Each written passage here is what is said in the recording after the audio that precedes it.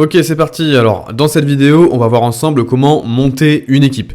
Donc, monter une équipe, c'est quelque chose qui va arriver inévitablement quand tu vas développer ta boutique, tout simplement parce que tu vas te rendre compte, dès que tu auras tes premières ventes, etc., que tu vas passer du temps sur le passage des commandes. Tu vas commencer à recevoir tes premiers emails de clients, potentiellement pas contents, qui vont demander où sont leurs colis, qui vont demander, des fois ça arrive à se faire rembourser, qui vont te poser des questions sur ton entreprise. Tu auras également tout ce qui va être demande de partenariat, etc., etc. Donc bref, tu auras pas mal d'interactions avec les clients, donc au bout d'un moment, tu auras envie de déléguer ça. Et par la suite, tu auras d'autres besoins, comme par exemple déléguer le blog, etc. Enfin bref, plus tard dans la vidéo, je te montrerai tout ce qui est possible de déléguer. Et pour ça, on va utiliser une plateforme qui s'appelle Upwork. Donc il existe plusieurs plateformes pour déléguer des tâches en ligne, ça faut le savoir. Moi, je te recommande Upwork parce que c'est la meilleure selon moi. Mais il existe également 5euros.com qui est plus axé sur des freelances francophones. Et il y a également la plateforme Fiverr ou Fiverr, peu importe comment tu l'appelles. Par contre, Fiverr, je trouve... Fiverr, en fait, c'est des freelances qui proposent des packs, par exemple, je sais pas, je vais fournir 10 backlinks sur tel site, je vais faire telle action, enfin bref, sur Fiverr, ça va plutôt être les freelances qui proposent des gigs, ils appellent ça des gigs sur Fiverr, c'est leurs propres offres, et toi, tu vas aller chercher ce que tu as besoin. Alors que sur Upwork, ça va être un peu l'inverse, tu vas pouvoir, toi, rédiger ce qu'on appelle des job offers. Tu vas créer une annonce, tu vas dire bonjour, je recherche tel besoin, etc., telle personne, de telle heure à telle heure, telle compétence, et tu vas avoir toutes les personnes intéressées qui vont te répondre, et tu vas pouvoir les choisir selon plein de critères, tu vas pouvoir parler avec eux, etc. Donc on est plus sur un cadre où voilà, tu vas t'adapter à la demande, et c'est donc beaucoup plus intéressant pour déléguer. Du coup, qu'est-ce que Upwork ? Comme je disais, c'est une plateforme pour poster les offres d'emploi. Tu vas pouvoir recruter du coup ce qu'on appelle des freelances. Donc des freelances, c'est des personnes qui bossent à leur compte, généralement en ligne. Donc ils font soit de la correction, soit de la rédaction, soit créer des logos, créer des sites internet, etc. Enfin bref, tu verras si tu vas un peu sur Upwork ou sur Fiverr, il y a tout plein de possibilités qui sont possibles pour les freelances. Donc très intéressant pour bosser dans le e-commerce. Il y a pas mal de personnes qui proposent leurs services pour faire du SAV, etc. Du coup, avec Upwork, tu vas pouvoir trier selon les taux horaires. Donc, ce qui est intéressant avec Upwork par rapport à 5euros.com, c'est que sur 5euros.com, généralement, c'est beaucoup de francophones. Donc, les prix sont assez élevés, forcément. Par contre, sur Upwork, c'est vraiment international. Donc, tu vas avoir tout type de prix. Donc après, bien sûr, c'est à trier. Il y a des personnes qui proposent un taux horaire qui est très très faible, mais qui vont peut-être pas forcément répondre correctement en français à ton service client. Enfin, tu vois, tout ce genre de choses. Donc bien faire attention de qui tu vas prendre pour faire des tâches comme le service client. Après, toutes les tâches qui sont pas en relation avec les clients, c'est un peu moins grave, mais bon, voilà, faut faire attention quand même à qui tu recrutes. Et enfin, dernière chose, c'est la flexibilité de Upwork. Tu vas pouvoir trouver des personnes qui sont disponibles autant d'heures par jour, enfin bref. Tu as vraiment un large panel de profils qui vont se présenter à toi et tu vas pouvoir trouver des accords. Il y a un contrat qui va être généré avec Upwork dès que tu vas recruter quelqu'un. Et il y a également un système de tracking, donc c'est-à-dire que quand ton freelance va travailler, il y a Upwork qui va enregistrer l'écran de la personne pour que tu puisses vérifier qu'elle travaille bien sur tes projets, que voilà, il n'y ait pas de soucis. Et ce qui est également important que j'ai oublié de préciser, c'est que quand tu travailles avec un freelance, le désavantage c'est que lui peut arrêter de travailler à tout moment, d'accord ? C'est pas comme un CDI en France ou un CDD, tu vois, il n'y a pas vraiment de choses qui vont empêcher le freelance d'arrêter le contrat, mais c'est pareil du coup de ton côté. Donc toi, si tu trouves que la personne travaille mal, etc., tu peux la charter du jour au lendemain, il n'y a pas de problème. Le seul problème, c'est qu'après, voilà, il faut gérer un peu les avis, parce que sur Upwork, tu vas avoir des avis par rapport avec les personnes à qui tu as travaillé. Mais bon, bref, tout ça pour dire que travailler avec des freelances, ça te permet d'être très flexible à ce niveau-là. Alors, quelle tâche déléguer ? Donc c'est un peu ce que j'évoquais au début de la vidéo. Au tout début, je te recommande de déléguer le passage des commandes. Donc ça, c'est une tâche qui prend entre 10 à 15 minutes par jour. Ça va vraiment pas te coûter cher du tout à déléguer. Si tu prends une personne qui est à, admettons, entre 8 et 10 dollars l'heure, si tu en as besoin pour 10-15 minutes par jour, tu te rends compte que ça va vraiment pas te coûter très cher. Et deuxièmement, je te conseille de prendre très très rapidement une personne pour le service client à hauteur de, là ça va dépendre de ton volume de mails par jour, mais je pense que 1 à 2 heures par jour, ça suffit amplement. Le service client, je vois beaucoup trop de personnes qui continuent de le faire même après plusieurs mois de vente. C'est une grave erreur. erreur, ça va te bouffer ton moral, parce qu'en général, le service client, c'est beaucoup de gens qui se plaignent. Les personnes qui sont contentes ou satisfaites de leur commande, elles vont pas venir t'envoyer un mail pour te dire merci en général, hein. Donc ça va te bouffer ton moral, ça va te bouffer du temps, ça va te dégoûter un petit peu du e-commerce, etc. Donc je te recommande vraiment, dès que tu as des mails qui arrivent tous les jours, bien sûr délègue pas si tu as un mail par mois, hein, mais dès que tu commences à avoir 2-3 mails par jour de façon récurrente, tu prends quelqu'un pour le service client, et puis comme ça c'est réglé. Ensuite, pour aller plus loin, donc une fois que tu auras pris ces 2 personnes-là et que tu vas continuer à scaler un peu ta boutique, je te recommande de éventuellement prendre un rédacteur pour les articles de blog. Donc ça, fais très attention, il faut vraiment bien déléguer. J'en parlais un peu dans le module sur le blog, mais trouver un bon rédacteur, c'est compliqué aujourd'hui. Si possible, essaye de le former. Donc avec les méthodes que j'apprends dans la formation, dans le module sur le blog, essaye d'apprendre un peu tout ça à ton freelance qui va faire les articles de blog. Ensuite, ce que tu peux prendre, c'est quelqu'un pour l'ajout de produits. Donc faire des descriptions, des retouches photos, etc. Donc ça, c'est si tu montes d'autres boutiques ou si tu rajoutes encore de nouveaux produits sur ta boutique.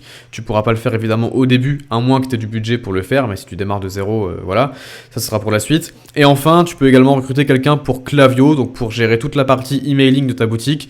Je sais que ça prend du temps, moi je l'ai délégué bien trop tard, en vérité j'aurais pu le faire un peu plus tôt, mais voilà, pendant longtemps je m'occupais moi-même de faire toute la partie Klaviyo, donc envoyer des campagnes toutes les semaines, faire les flows, etc., de panier abandonné, tout ça, ça voilà, une fois que tu commences à faire du cash, tu vas pouvoir prendre quelqu'un qui va pouvoir gérer Klaviyo, et tu pourras te concentrer du coup sur les tâches qui sont bien plus importantes. Voilà, donc sans plus attendre, on va passer à la pratique, et je vais te montrer à l'écran comment poster une annonce sur Upwork. Donc c'est parti, je me retrouve ici donc sur la page d'accueil. Donc quand tu vas créer un compte, ils vont te demander si tu es soit un freelance, soit un employeur, je sais plus comment ils appellent ça, mais fais-toi bien un compte d'employeur, de quelqu'un qui va recruter des personnes. Et ensuite, une fois que c'est fait, tu vas pouvoir venir ici sur Post Job.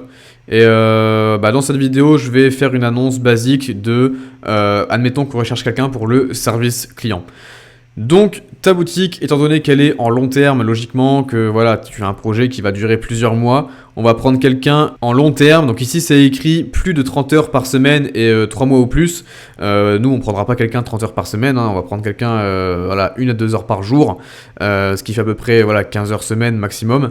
Mais on va prendre quand même quelqu'un plus de 3 mois, donc on va choisir ça. Et on va faire ici continuer. On arrive ici du coup sur le titre de l'annonce. Donc ça c'est la première chose que les freelances vont voir par rapport à ta job offer. Donc c'est très important de l'optimiser. Ce qu'il faut savoir, c'est que comme je te le disais, sur Upwork, c'est une plateforme qui est anglaise, donc il y a beaucoup de personnes qui parlent anglais. Même les personnes qui ont des besoins en termes de français vont rédiger en anglais. Donc je te recommande pour les titres de les écrire en anglais, mais de préciser que tu cherches quelqu'un de français. Donc là, admettons que je recherche quelqu'un pour faire du service client en français. Je viendrai écrire par exemple French freelance for after sale support ou service. French freelance for after sale support, je pense que c'est bien. Job catégorie, on va mettre ici customer service, donc c'est automatiquement détecté par rapport au titre. Tu peux en trouver d'autres dans voir toutes les catégories, mais ça c'est très bien. Donc on va faire suivant et on va venir choisir ici donc les skills qu'on recherche par rapport à cette mission là. Donc tout simplement ici on a le skills French qui est proposé, donc ça c'est important de le mettre vu qu'on recherche quelqu'un de français. Au moins ça va trier toutes les personnes françaises. On va chercher ici customer service, email support, customer support, voilà, ça se ressemble un peu, mais je vais tout mettre comme ça, on est sûr d'avoir quelque chose de cohérent. Customer satisfaction, c'est très bien, donc voilà. Pour l'instant, je vais laisser ça, c'est tout ce qu'on a besoin, hein. C'est quelqu'un qui parle français et qui s'occupe de gérer du service client.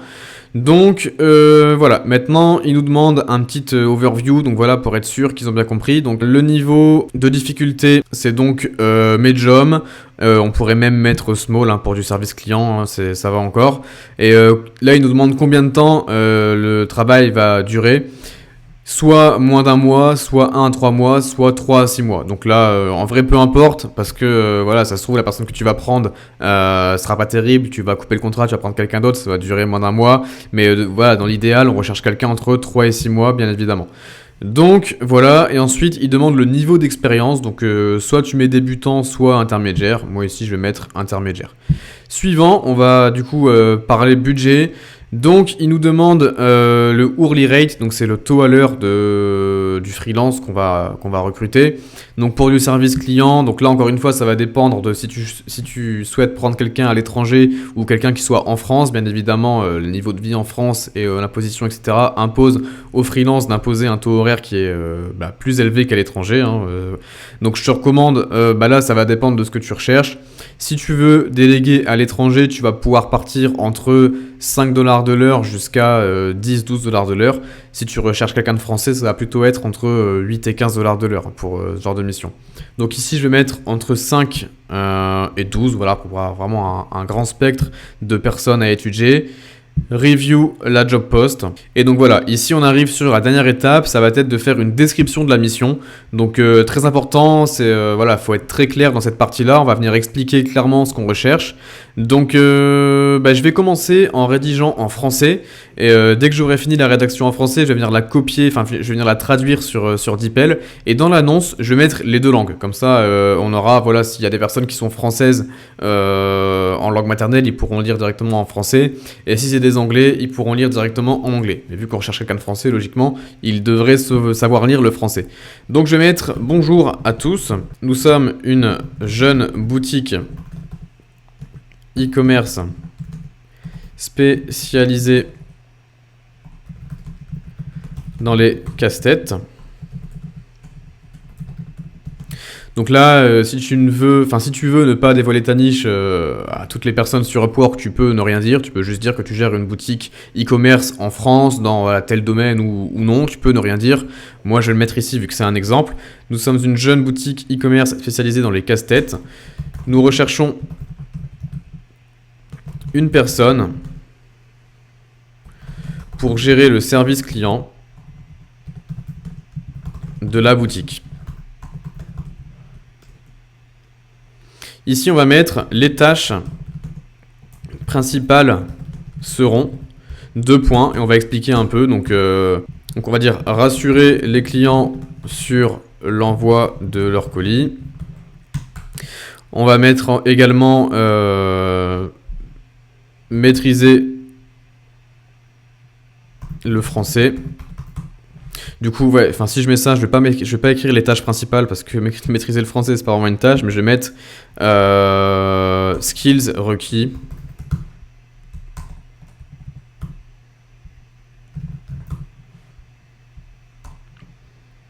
Donc skills requis, rassurer les clients sur l'envoi de leur colis, maîtriser le français, maîtriser Gmail.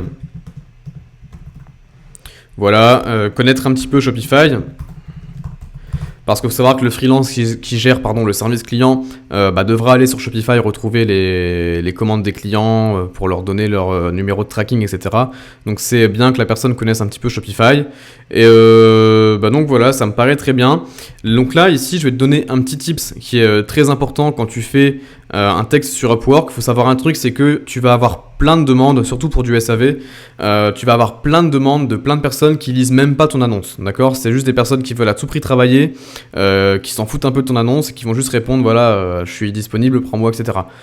Donc si tu veux filtrer ces personnes, un petit hack, tu vas te mettre en plein milieu de l'annonce, tu vas dire merci de répondre par exemple, lu.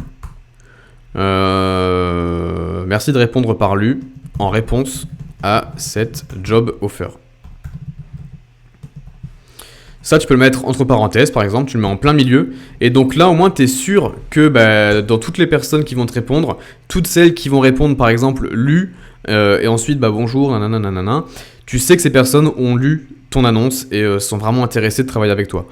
Moi en général je fais ça, je mets merci de répondre par SEO, merci de répondre par bonjour ou voilà ce genre de truc, enfin pas par bonjour du coup mais par une connerie quoi, tu mets ce que tu veux et toutes les personnes déjà qui ne répondent pas à mon offre par ce mot là, je les supprime, comme ça c'est clair, ça va déjà filtrer une bonne partie des personnes et donc voilà c'est un petit tips pour pouvoir trier les personnes qui sont désintéressées de ton annonce. Donc merci de répondre par lu en réponse à cette job offer. Skills requis, rassurer les clients, maîtriser le français, maîtriser Gmail, connaître Shopify. Et ça m'a l'air déjà bien. Donc ce que je vais faire, c'est que je vais passer quelques traits. Et ça, je vais venir le copier-coller sur DeepL. Voilà, ça je vais le copier. Je vais venir le coller juste en dessous. Comme ça on aura une version anglaise, une version française. Tu peux mettre à la fin merci, etc. Là voilà. Donc petit rappel, catégorie Customer Service, les skills ils sont là, on a la description, on a en budget entre 5 à 12 $ de l'heure, petit travail entre 3 à 6 mois, un niveau intermédiaire, etc. Et ici tu vas faire Post your job now. Voilà, donc c'est fait, l'annonce est postée, donc je vais venir la retirer juste après, puisque là ça va être une annonce de démonstration pour cette vidéo. Mais du coup, une fois que tu auras mis l'annonce, bah, t'attends 24 heures et tu vas avoir ici dans Review les proposals. Donc là ici on est dans Hire Freelancer, c'est-à-dire que Upwork te met en avant des potentiels freelancers qui seraient intéressants par rapport à ta mission. Moi en général je m'en occupe pas, je vais directement à l'étape voir les propositions et j'attends que les personnes viennent à moi.